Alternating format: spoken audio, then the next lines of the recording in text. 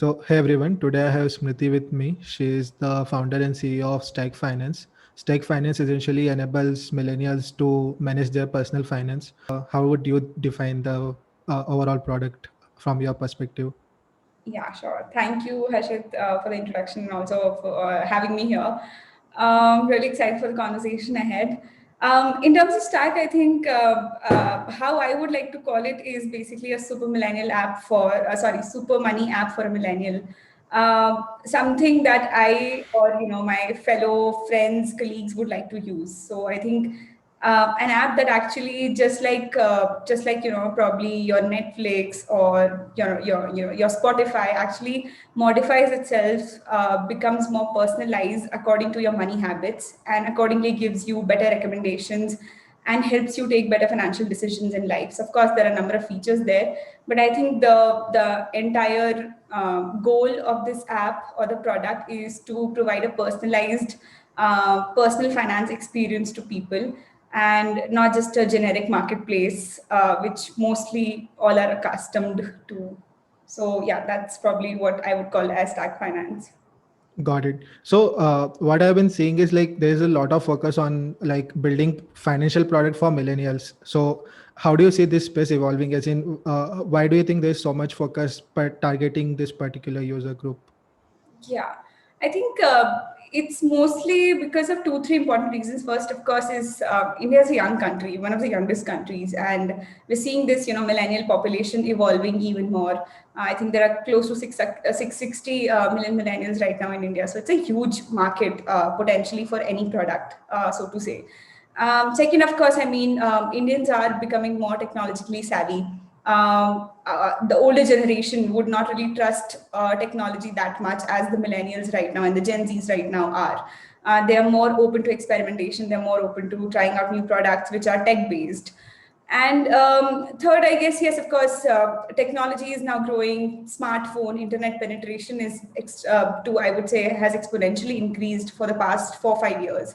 So it's a great market to target currently, because these are the people who consume maximum, I would say, who are the maximum smartphone users and consume internet on their day-to-day basis. So I think that's probably why everybody is targeting these millennials, and a lot of the products are actually new to them. So it's a very, I would say, a very great proposition for any product which is doing something innovative to actually try their hands first on millennials and then to expand the market even further.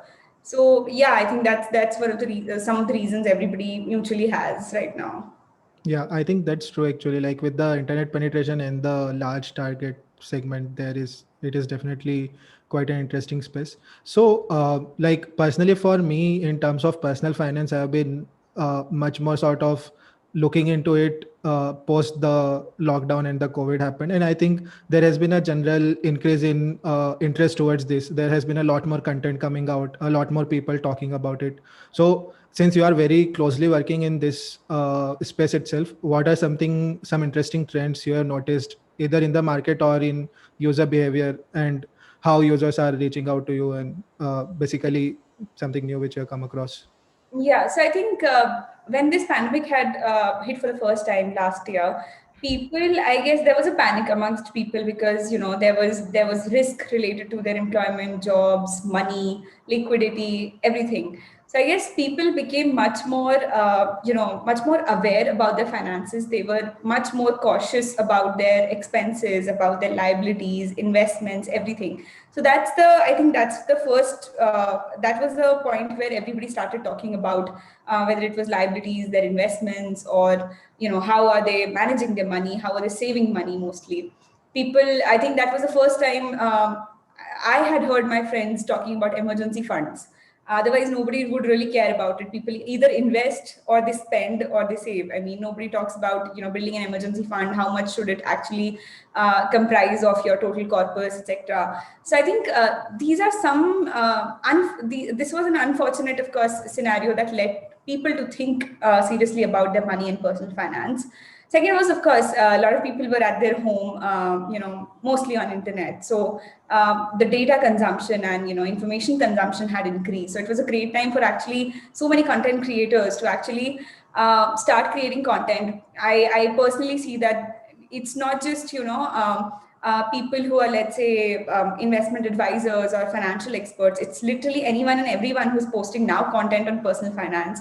You talk about Ankur Wariku, you talk about Tanmay Bhatt.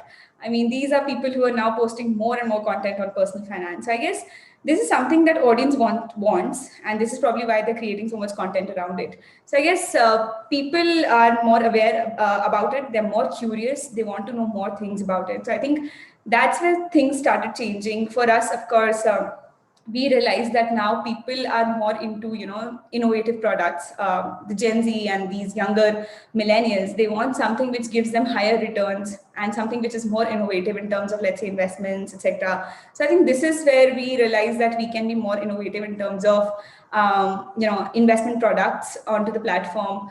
We realize that people need analytics. People are much more aware. People want to get more knowledge around where they're spending, how much are they saving, etc. So I think that's when we started creating an engine that analyzes people's different financial accounts, gives them an overview of where you are right now at in your financial life. So that's how I think we transformed the product, or we evolved it depending on people's response and requirements.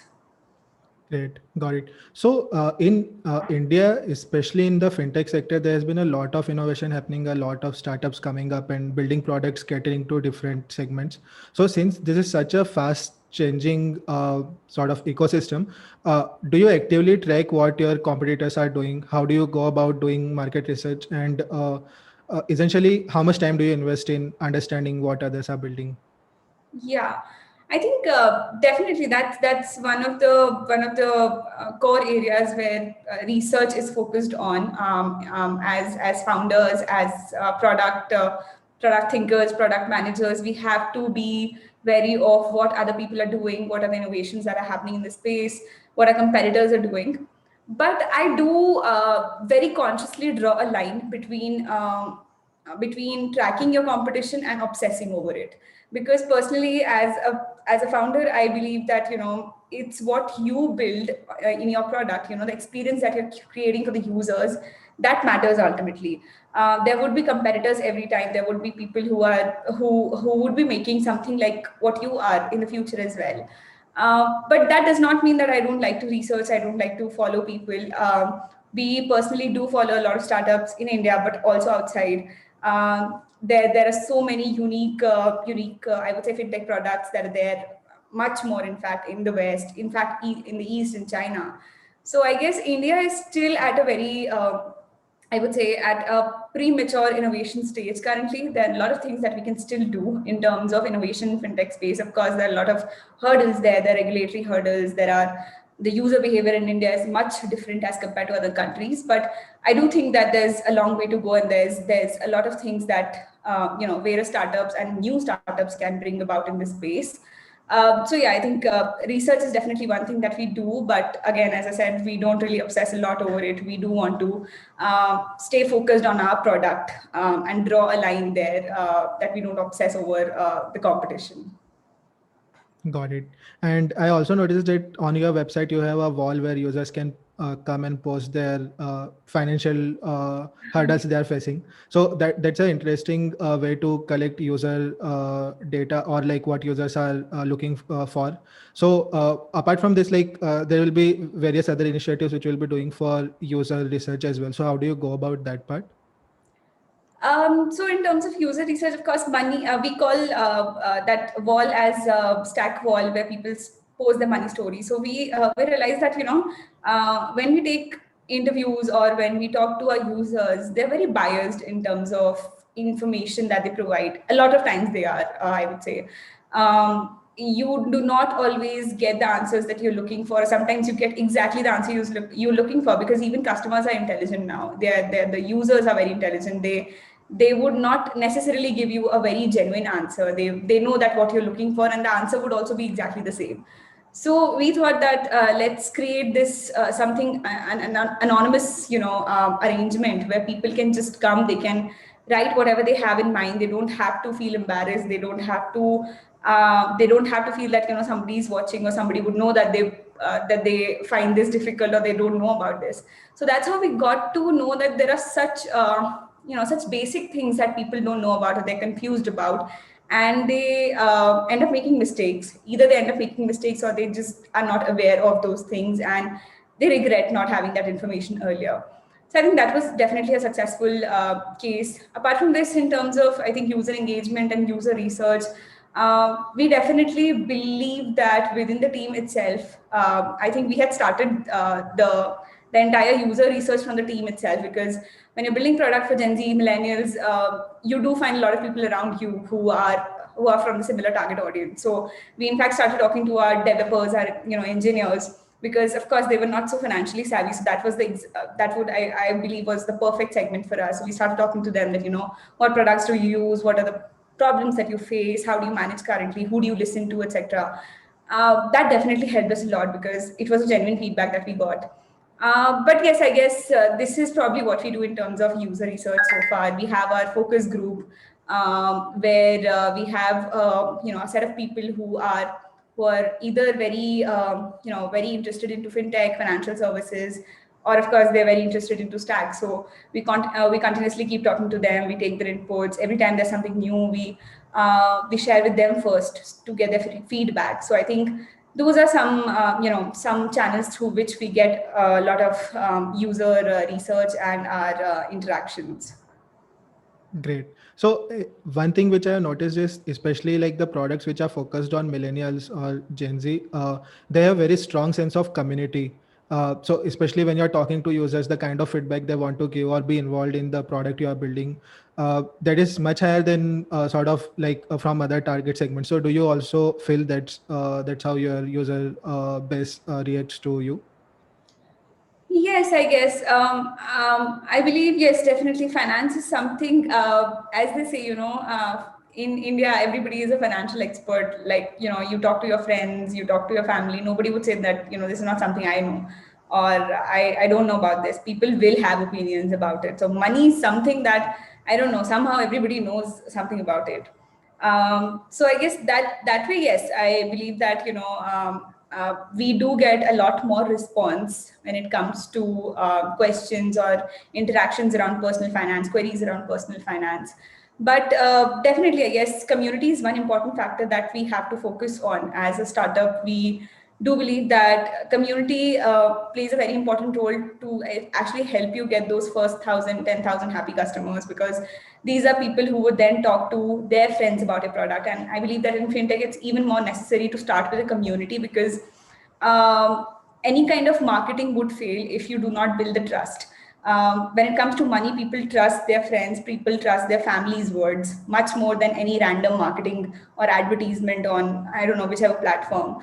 So it has to come from people who are happy customers and are then spreading the word to other people. So I guess that is even more important in the fintech industry, and that's why I think we believe that first few set of users should be people who come organically, who really like the product, who genuinely believe that it's something that helps them solve their problem, and you should actually follow their feedback as well. So yeah, that's probably my idea of community in fintech. Got it. So, Smriti, going to a slightly different topic now. You have had a startup prior to Stake as well, Stake Finance as well. So, what are some of the learnings from that startup that you are very conscious about implementing in current one? I guess there are a couple of things. I do believe that every time you're starting up, whether you're a serial entrepreneur or first time, your learnings don't really reduce over the time. They remain the same or they get better. But yeah, of course, they're different each time. So I wouldn't say that I got a lot of experience and got a lot of learnings and I got very mature after that. I'm still learning. Each day is an experiment, but I think, yeah, in terms of fintech itself, I got a few things set straight through that, and a couple of those I would say. First is probably that it's heavily, fintech is heavily bureaucratic and regulated.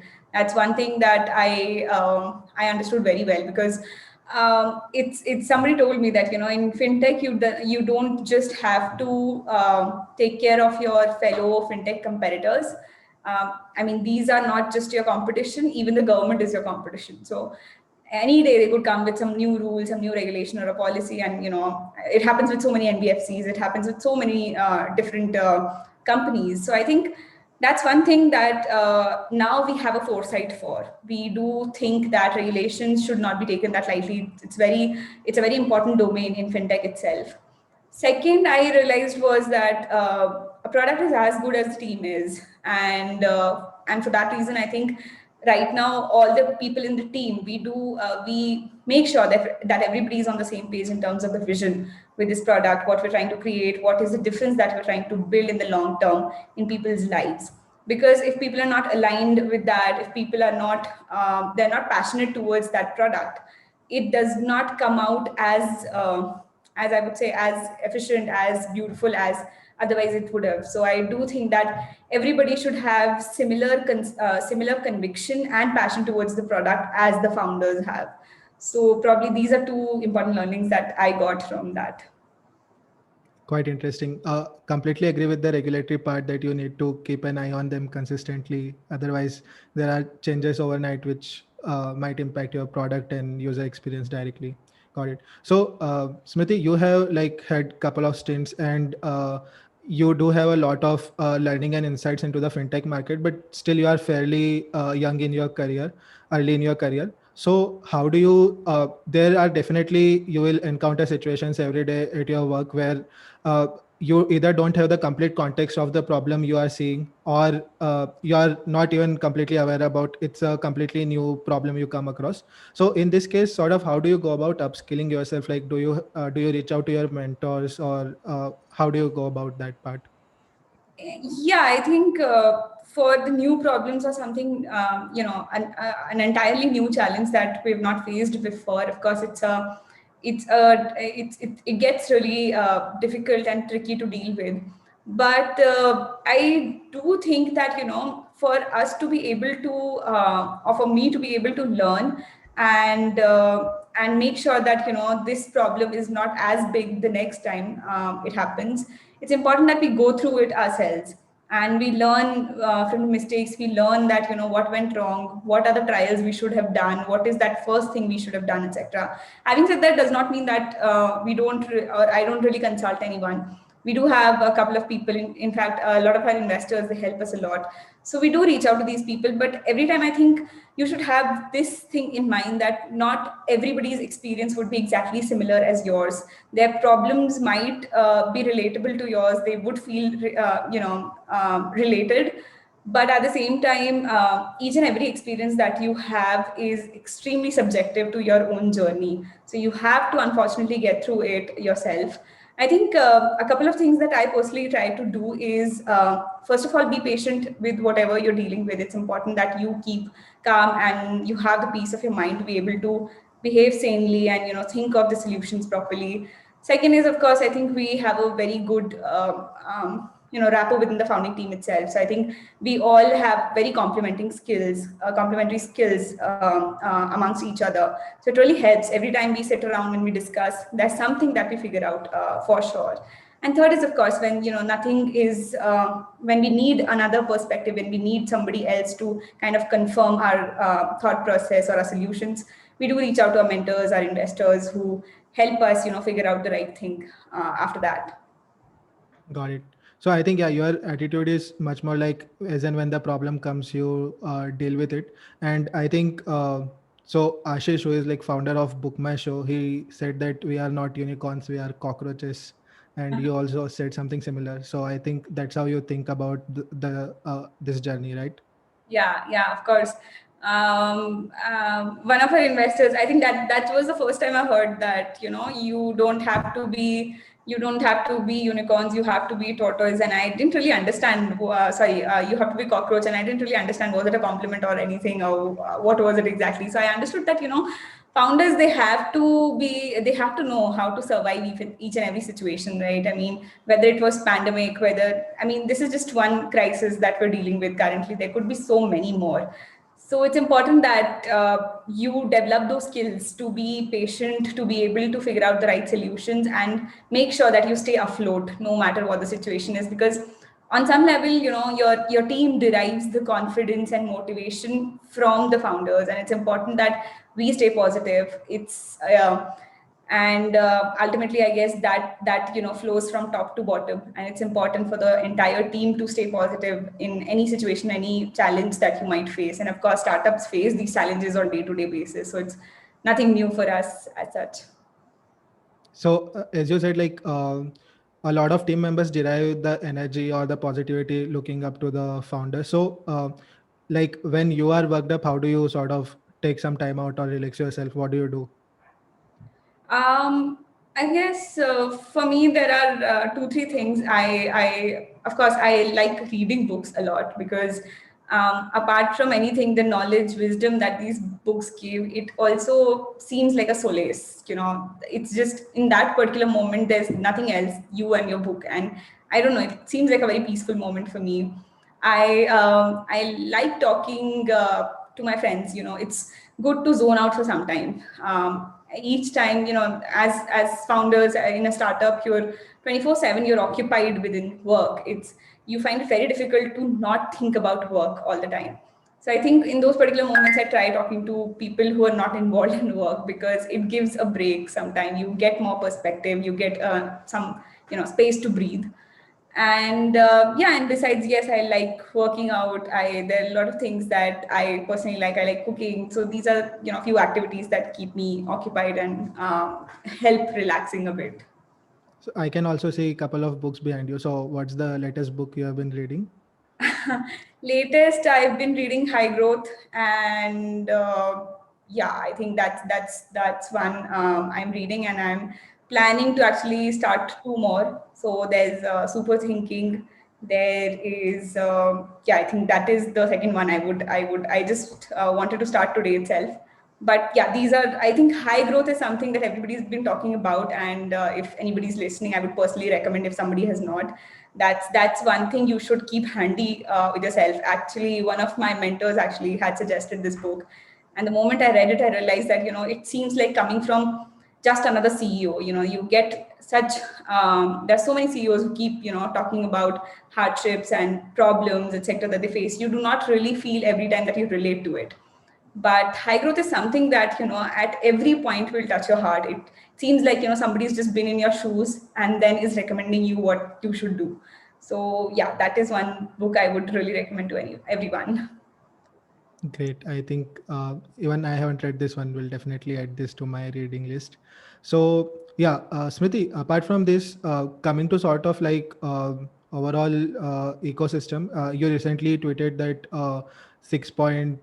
less than 6.5% of funding goes to like women entrepreneurs who are starting up. So like overall as a ecosystem, where do you think the challenges?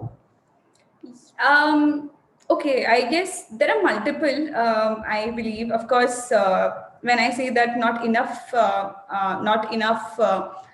women founded startups get funded, it's also true that there are not enough women investors out there. There are not enough female angel investors. There are not female founded funds out there or VCs out there. Who you can look up to. So I think there has to be balance on both the sides. There are not enough founders, then there are not enough investors also.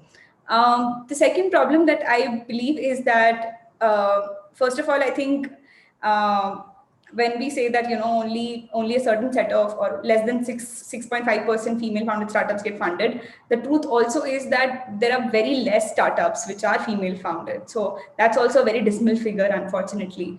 And I think the reason behind that is probably because there are a lot of there's very less exposure that I would say that females get, and very less support.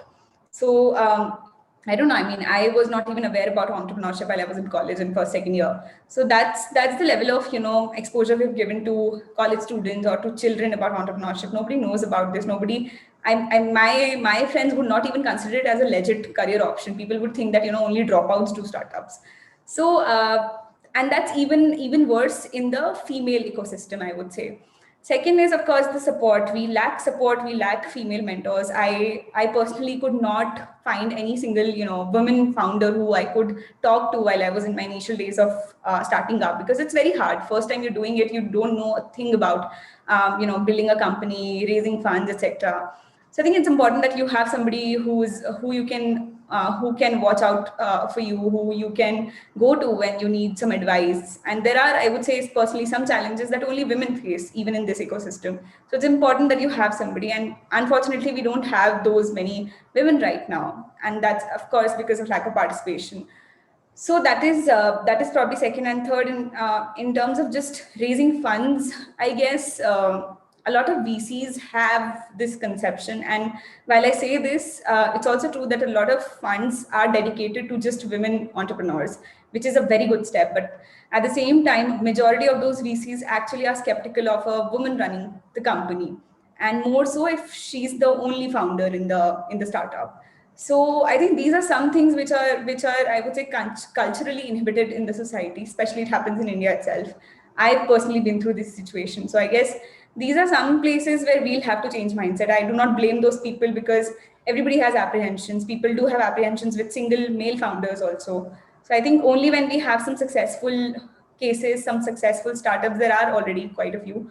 But once we start proving that women can also run startups, I guess that mindset would also start changing at some point.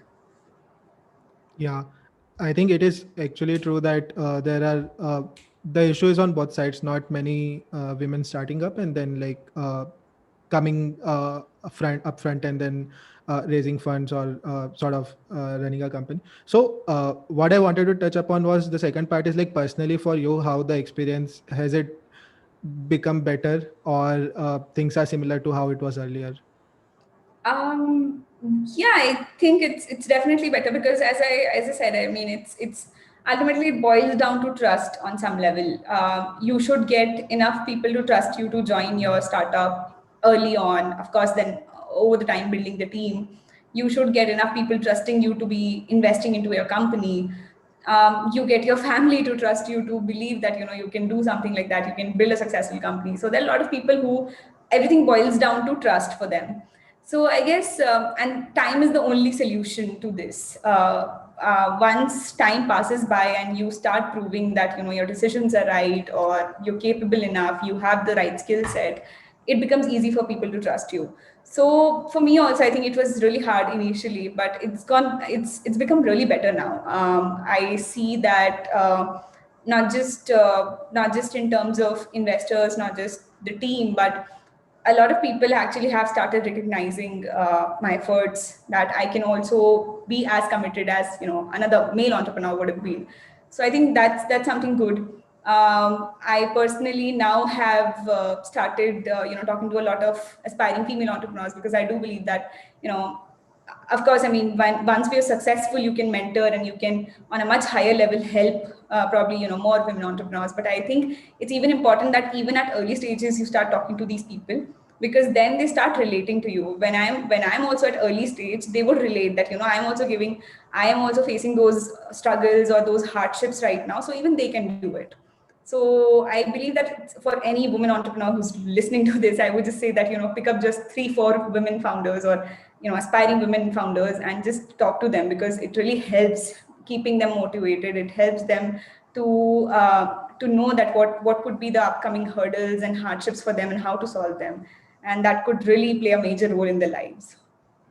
Got it. But thanks for sharing that. Actually, a lot of women entrepreneurs will be inspired by that. So, apart from this, like I also saw that you are hiring for some key roles at Stack Finance, like in product and engineering. So, would you like to talk about that? Yeah, definitely. We are scaling up the team exponentially right now, and there are a lot of different profiles that are open, and interesting ones also. We're hiring on the backend side. We are hiring a lot of developers. We're hiring around 2 3 senior backend developers. We need a lot of junior backend developers. Anybody who's interested into latest tech stack, like Golang or Flutter on front end, uh, please reach out to us. If anybody wants to help out their friends who want to learn new tech, do reach out to us. It's we're working on some of the latest technology frameworks, and we really want people who are enthusiastic to learn to work with us. Also, we are hiring, yes, a product manager, a senior product manager. We're hiring a couple of marketing executives as well. The I think the sole purpose is basically, I think, in the entire hiring process, I would say, and any founder would relate to it, that we don't really look after I would say, the qualifications as much as we do for the attitude, because startup is a hustle at the end. You need people who are also these little cockroaches who can survive the challenges, the downhills when you face them. So I guess if anybody is enthusiastic about starting up, anybody who believes that has a entrepreneurial mindset, I think those are probably the first few people that we look out for in an early team while hiring. Great. Thanks for sharing that. So, yeah, thank you for taking out time, Smriti. This was great having this conversation with you. Thank you so much, Harshit. I really love the conversation. I think it's important that entrepreneurs share their journeys with as many people as we can, because not just it spreads awareness, but it also helps people know about the challenges, about, of course, the positive, negatives, both the sides of starting up. So hope it helps someone. Sure. Thank you. Thank you for your time. Thank you, Harshit.